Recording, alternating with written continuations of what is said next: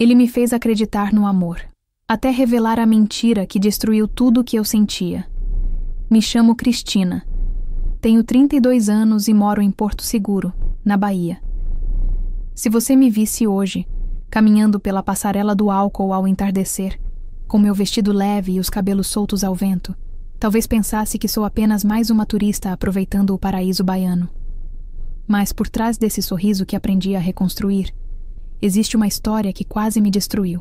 Sempre fui o tipo de mulher com os pés no chão. Minha mãe, Dona Lourdes, me criou sozinha depois que meu pai nos abandonou quando eu tinha 7 anos.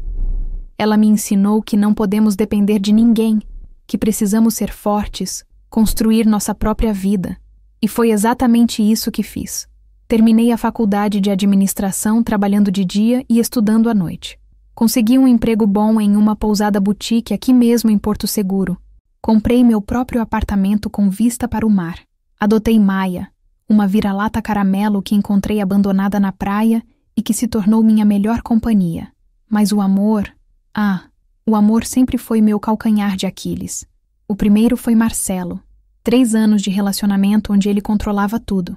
O que eu vestia, com quem eu falava, onde eu ia. Me isolou dos meus amigos. Fez eu acreditar que ninguém mais me amaria como ele. Quando finalmente encontrei forças para terminar, ele invadiu minha casa, quebrou meus pertences e me ameaçou por meses. Precisei de uma medida protetiva para me livrar dele. O segundo foi Rafael, mais sutil, mais calculista. Usou minha conta bancária para pagar suas dívidas, pegou empréstimos em meu nome, me deixou endividada e desapareceu como fumaça. Levei 2 anos para limpar meu nome e reconstruir minha vida financeira. Depois disso, construí muros ao redor do meu coração. Muros altos, grossos, praticamente impenetráveis.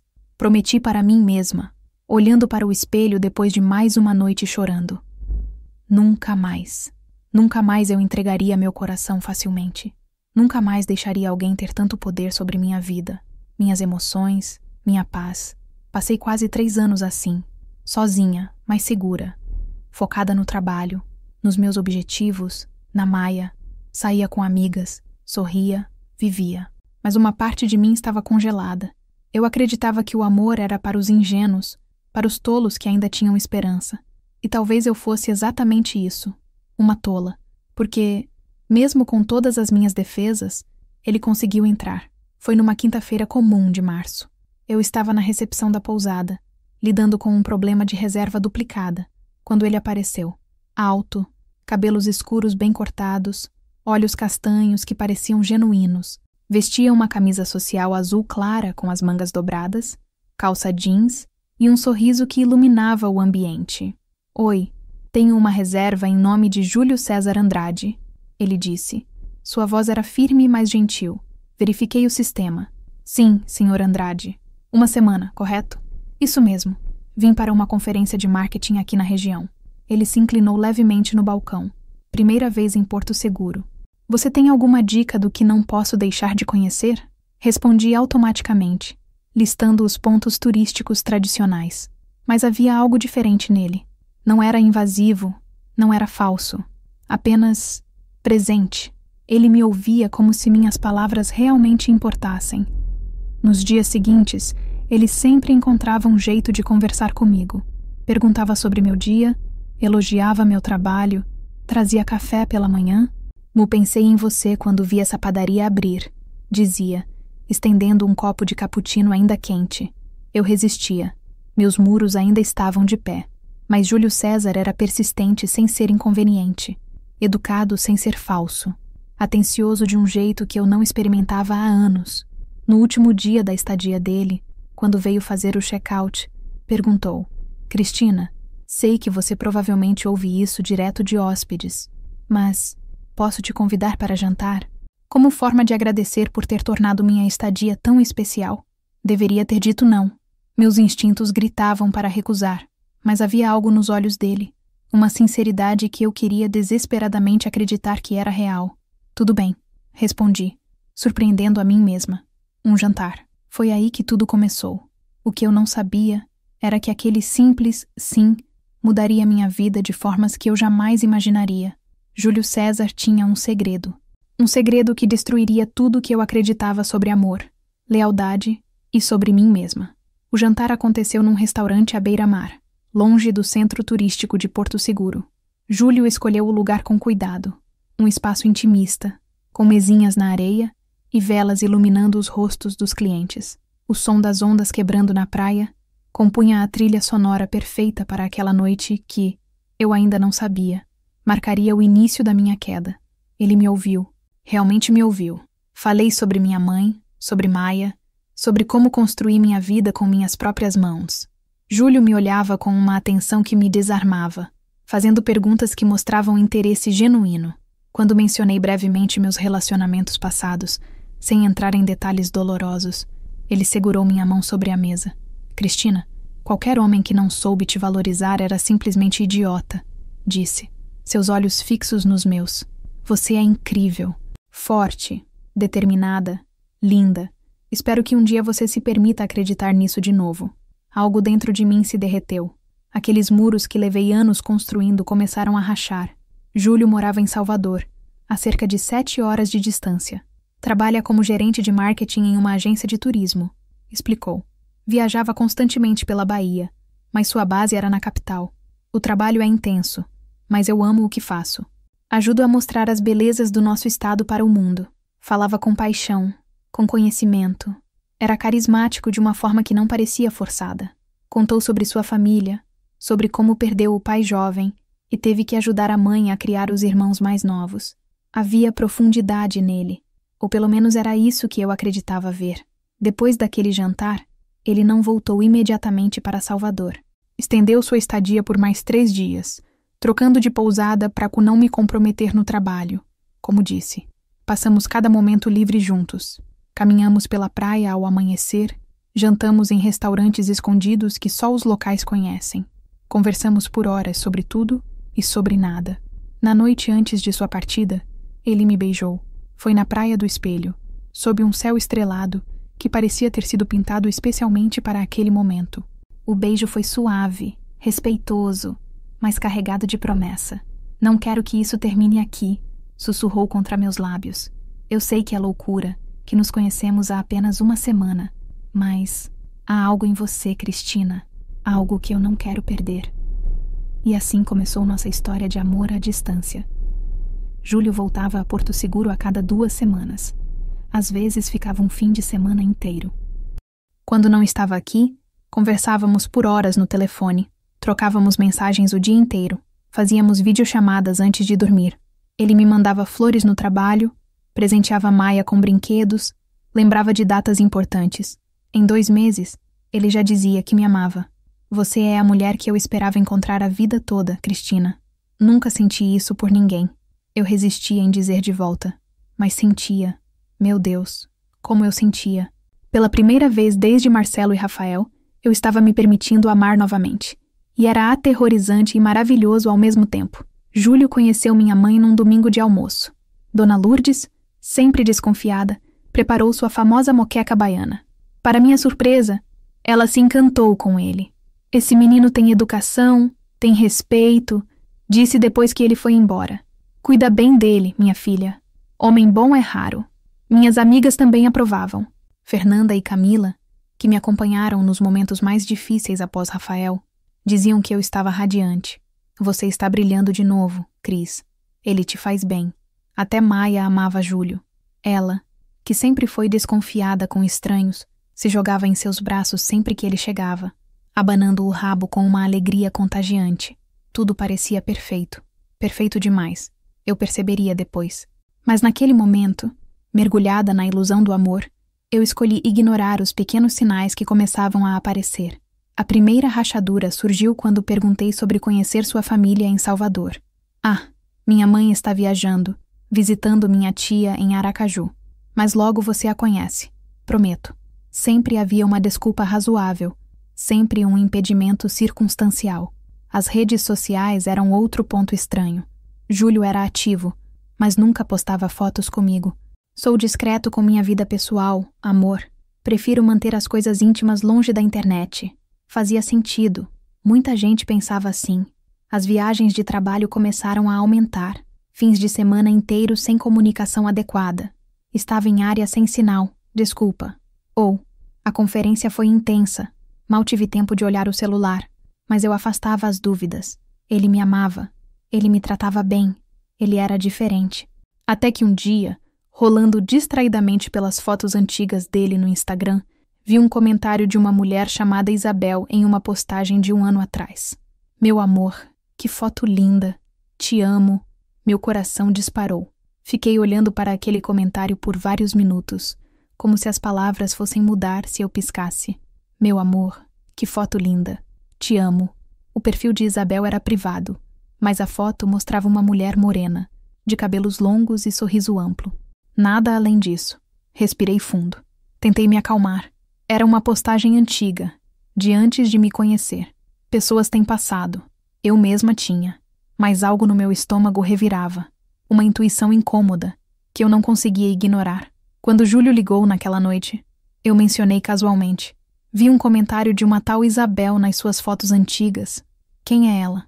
Houve uma pausa breve, quase imperceptível. Isabel? Ah, sim, uma ex de muito tempo atrás. Terminamos há mais de 1 ano. Por que a pergunta? Curiosidade, respondi, tentando soar despreocupada. Só achei estranho o comentário carinhoso. Amor, foi antes de você existir na minha vida. Você sabe que eu só tenho olhos para você agora, né? Sua voz era suave, reconfortante. Não deixa fantasmas do passado atrapalharem o que a gente tem. Eu queria acreditar. Precisava acreditar. Então engoli minhas dúvidas e mudei de assunto. Mas as rachaduras continuavam surgindo. Na semana seguinte, Júlio disse que estaria em uma conferência em Ilhéus durante o fim de semana. De não vai dar pra gente se ver, infelizmente. Mas na próxima semana eu compenso, prometo. No sábado à noite, postei uma foto minha e de Maia na praia. Minutos depois, recebi uma mensagem estranha de um número desconhecido. Seu namorado te merece mesmo. Tomara que você não descubra do jeito que eu descobri. Meu sangue gelou. Respondi imediatamente. Quem é você? Do que está falando? Nada. A pessoa visualizou e não respondeu.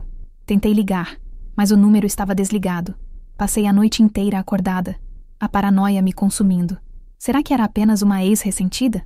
Alguém querendo causar problemas? Liguei para Júlio de madrugada. Ele atendeu sonolento. Amor? Tudo bem? São 3 da manhã. Recebi uma mensagem estranha. Alguém insinuando que você está me enganando. Ouvi um suspiro cansado do outro lado. Cristina. Provavelmente é a Isabel. Ela nunca aceitou bem o término. Já fez isso antes. Tentou sabotar outros relacionamentos meus. Por favor, não dá atenção para isso. Ela é problemática.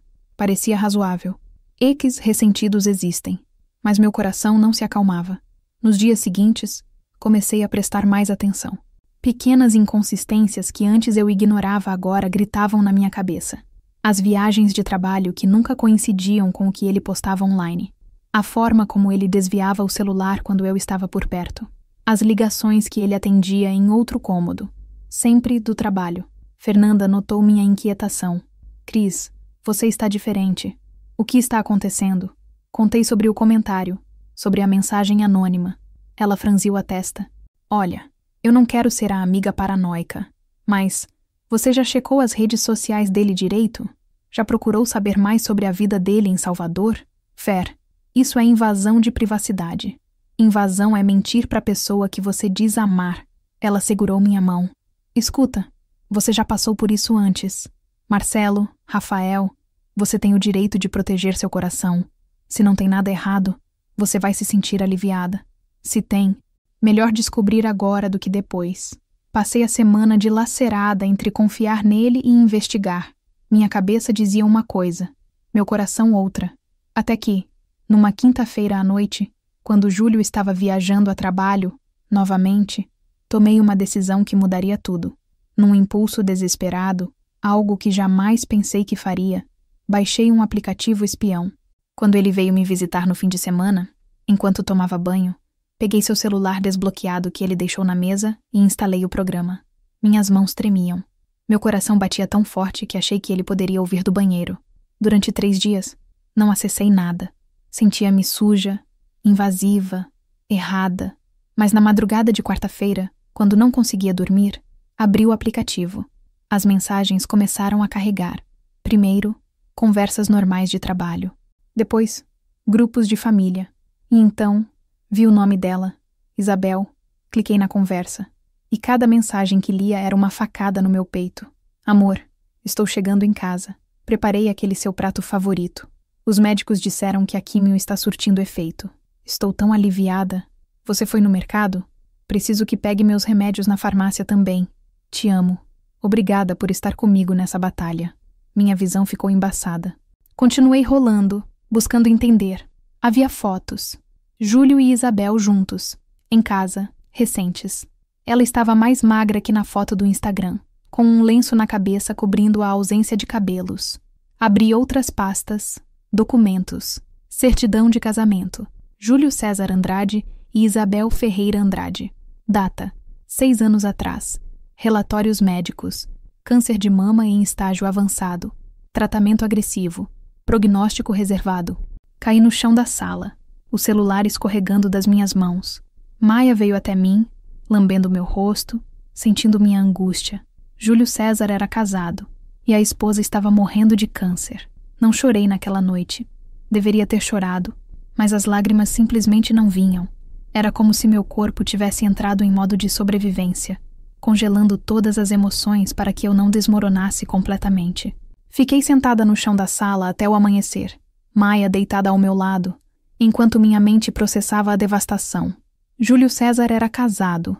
Pior que isso, ele tinha uma esposa lutando contra um câncer em estágio avançado e me usava como válvula de escape, como distração, como entretenimento enquanto Isabel enfrentava a luta mais difícil de sua vida. Cada memória dos últimos meses se transformou em veneno.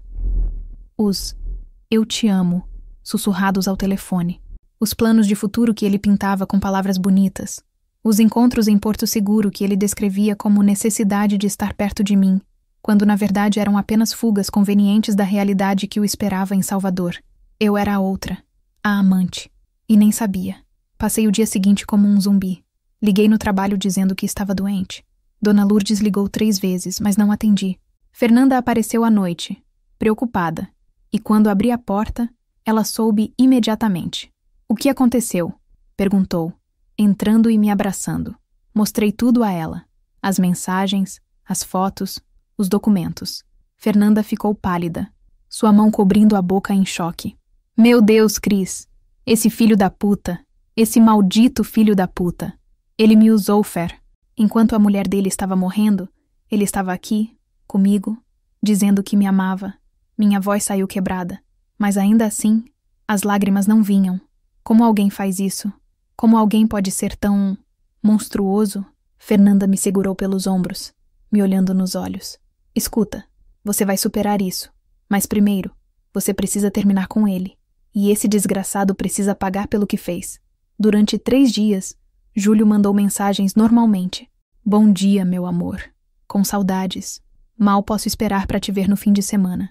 Cada mensagem era uma mentira embalada em carinho falso, e eu respondia de forma automática, contida, sem deixar transparecer que meu mundo havia desabado.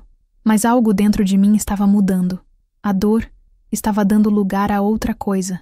Algo frio, calculado, definitivo, raiva.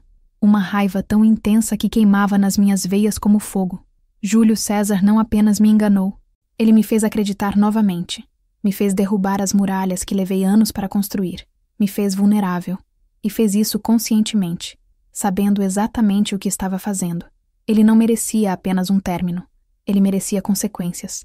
Comecei a investigar. Usei o aplicativo para acessar mais informações.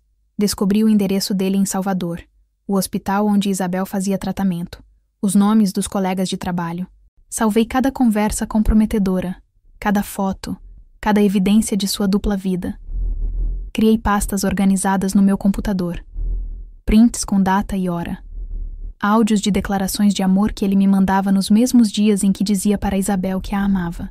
Vídeos de nossos encontros que ele não sabia que eu havia gravado. Um dossiê completo e irrefutável. Camila, minha outra amiga, tentou me dissuadir quando contei meu plano.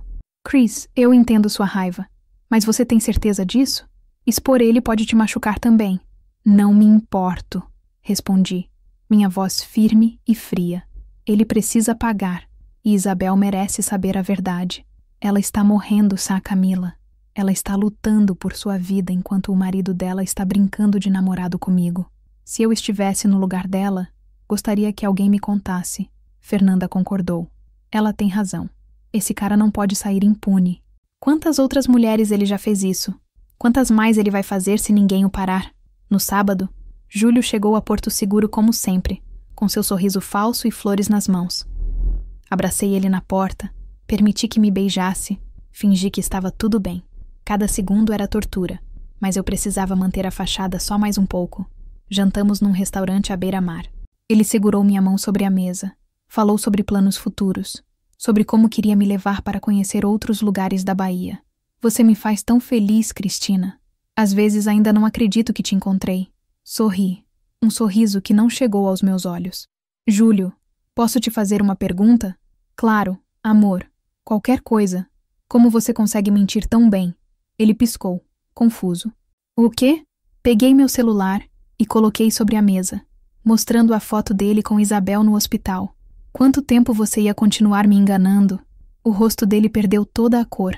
A máscara caiu, e pela primeira vez, vi o verdadeiro Júlio César, um homem covarde, exposto, sem palavras. Cristina, eu posso explicar. Não precisa. Minha voz estava calma, letal. Já sei de tudo. A esposa, o câncer, as mentiras, tudo. Ele tentou segurar minha mão, mas eu afastei com nojo. Por favor, me deixe explicar. Não é o que você está pensando. Isabel e eu já estávamos acabados antes da doença. Eu ia pedir divórcio, mas aí veio o diagnóstico e eu não podia abandoná-la assim. Você precisa entender. Eu realmente te amo. Cala a boca. Levantei da mesa. Você não me ama. Você não sabe o que é amor. Você é apenas um covarde que queria uma vida dupla sem ter que lidar com as consequências. Pessoas no restaurante começaram a olhar. Júlio ficou de pé, tentando baixar o tom. Cristina, por favor, vamos conversar em particular. Não. Minha voz ecoou firme. Acabou. E você vai pagar por cada mentira. Cada uma. Saí do restaurante sem olhar para trás, deixando-o ali, exposto e desesperado. A guerra tinha apenas começado. A vingança não é um prato que se come frio. É um prato que se prepara com precisão cirúrgica. E foi exatamente isso que fiz. Nos dias seguintes ao confronto no restaurante, Júlio me bombardeou com mensagens, ligações desesperadas, áudios intermináveis tentando se justificar, e-mails implorando por perdão. Bloqueei tudo. Ele não merecia nem mais um segundo da minha atenção direta. Mas eu tinha um plano, e cada etapa foi executada com a frieza de quem já não tinha mais nada a perder. Primeiro, Isabel. Criei um perfil falso no Instagram, algo discreto e convincente. Não queria assustá-la ou parecer uma louca qualquer. Passei 2 dias elaborando a mensagem perfeita, escolhendo cuidadosamente cada palavra. Olá, Isabel. Meu nome é Cristina. Sei que você não me conhece, mas há algo que você precisa saber sobre seu marido. Eu não faço isso por maldade, mas por quê? Se eu estivesse no seu lugar, gostaria que alguém me contasse a verdade. Por favor, veja as imagens que estou enviando. Sinto muito por tudo que você está passando. Anexei tudo. As conversas, as fotos de nossos encontros, os áudios onde ele declarava amor eterno para mim, relatórios de localização mostrando que ele estava em Porto Seguro nos dias em que dizia a ela que estava em conferências. Um dossiê completo e inegável. Apertei enviar e senti meu coração disparar. Não havia mais volta. Isabel visualizou as mensagens algumas horas depois. Vi os 3 pontinhos indicando que ela estava digitando. Depois paravam, depois voltavam. Finalmente, uma resposta. Obrigada por me contar. Eu já desconfiava, mas não tinha provas. Você me deu a força que eu precisava. Lágrimas finalmente escorreram pelo meu rosto. Não de tristeza, mas de uma mistura estranha de alívio e dor compartilhada. 2 mulheres destruídas pelo mesmo homem, conectadas por uma traição que nenhuma de nós merecia. Isabel foi mais forte do que eu imaginava. Mesmo debilitada pela doença, ela tomou decisões definitivas. Expulsou Júlio de casa naquele mesmo dia. Proibiu a presença dele no hospital, nas consultas, em qualquer momento do tratamento. A família dela, ao saber da verdade, o repudiou completamente. Ele perdeu não apenas a esposa, mas toda a rede de apoio que tinha em Salvador. E eu descobri que não era a primeira. Isabel me contou sobre outras 2 mulheres que ela havia descoberto ao longo dos anos. Júlio tinha um padrão. Procurava mulheres vulneráveis, em cidades diferentes. Mulheres que ele pudesse compartimentalizar longe de sua vida, real. Mas eu não parei por aí. A ferida era profunda demais. A raiva muito intensa. Com a ajuda de Fernanda, que trabalhava com marketing digital, criei um plano. Júlio tinha orgulho de sua reputação profissional, de sua imagem de gerente de marketing bem-sucedido e confiável. Então foi exatamente isso que ataquei. Fingi ser uma empresária interessada em contratar os serviços da agência dele para um grande projeto. Marquei uma reunião por videochamada. Júlio, desesperado para recuperar alguma normalidade depois do colapso de seu casamento, aceitou prontamente. Durante a chamada, gravei tudo. Fiz perguntas sobre ética, sobre valores pessoais e profissionais, sobre confiança. Ele respondeu com aquelas mesmas palavras bonitas e vazias que usava comigo. Confiança é a base de qualquer relacionamento, seja pessoal ou profissional, disse ele, com aquele sorriso ensaiado. Ao final da chamada, quando ele perguntou se eu tinha mais alguma dúvida, sorri para a câmera. Só uma última pergunta, Júlio. Você acha que um homem que trai a esposa doente com câncer enquanto mantém uma amante tem credibilidade para falar sobre confiança e ética? O rosto dele congelou. Antes que pudesse reagir, encerrei a chamada. Editei o vídeo, adicionando prints das conversas e fotos como evidência. Publiquei em fóruns de denúncia, grupos de redes sociais sobre relacionamentos abusivos, páginas que expõem golpistas emocionais. Marquei a agência onde ele trabalhava, seus colegas, clientes conhecidos. O vídeo viralizou. Em 48 horas, tinha mais de 500 mil de visualizações. Comentários de outras mulheres começaram a aparecer, cada uma compartilhando suas próprias histórias com homens como Júlio. Ele se tornou exemplo, um símbolo de tudo que estava errado. A agência o demitiu uma semana depois. Clientes cancelaram contratos. Sua reputação, tão cuidadosamente construída ao longo dos anos, desmoronou como castelo de cartas. Quanto a mim, eu sobrevivi. Não foi fácil. Passei meses em terapia, trabalhando através da dor, da traição, da sensação de ter sido usada. Dona Lourdes me acolheu nos dias mais difíceis, preparando suas sopas caseiras e me lembrando de que eu era mais forte do que qualquer homem que tentasse me quebrar. Fernanda e Camila estiveram ao meu lado em cada momento. Maia continuou sendo minha companheira fiel, sentindo quando eu precisava de um focinho gelado encostado na minha mão. Lentamente, comecei a me reconstruir, mas dessa vez não ergui muros, ergui fundações. Aprendi a diferença entre proteger meu coração e fechá-lo completamente. Comecei a compartilhar minha história publicamente, primeiro em blogs anônimos, depois com meu próprio nome e rosto. Descobri que havia milhares de mulheres que passaram por situações semelhantes. Mulheres enganadas, manipuladas, destruídas por homens que usavam amor como arma. Criei um grupo de apoio em Porto Seguro. Toda quarta-feira à noite, nos reuníamos na varanda de um café local, compartilhando histórias, lágrimas e, eventualmente, risos. Transformei minha dor em propósito. Isabel me procurou alguns meses depois. Ela estava em remissão, o câncer recuando após um tratamento agressivo. Expulsar aquele peso morto da minha vida me deu forças para lutar, disse ela, segurando minha mão. Você me salvou, Cristina, de mais maneiras do que imagina. Nos tornamos amigas improváveis, 2 mulheres unidas por uma tragédia, mas fortalecidas por nossa capacidade de sobreviver. Hoje, quando olho para trás, vejo uma mulher diferente daquela que conheceu Júlio César naquela tarde de março. Mais sábia, mais cautelosa, mas não quebrada. Nunca quebrada. Aprendi que nem todo amor é cura. Às vezes, ele é veneno disfarçado de afeto. E se você não estiver atenta, pode ser destruída por alguém que jura te amar. Júlio César não foi o primeiro homem a me mentir, mas foi o último a me enganar. Essa história não é apenas sobre traição.